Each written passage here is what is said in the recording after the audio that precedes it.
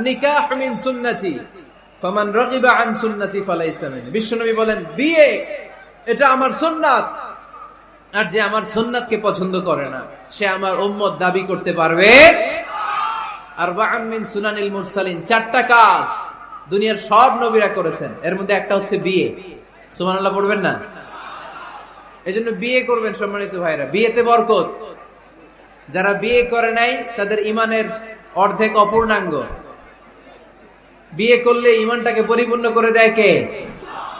তো যারা হাত তুলছে এদেরকে আল্লাহ রূপবতী, গুণবতী, নেককার, ভদ্র স্ত্রী দিয়ে আল্লাহ ধন্য করুক। আমরা পড়ি আমিন।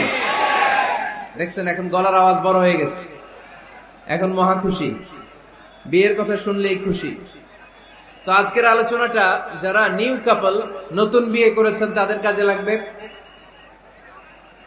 আর যারা তোমরা বিয়ে করোনি তোমাদেরও কাজে লাগবে সামনে, আর মুরব্বী যারা এদেরও কাজে লাগবে। আপনারা আপনাদের অভিজ্ঞতার আলোকে এই আলোচনার কথাগুলো আপনাদের নাতি নাতকো এদেরকে শোনাবেন।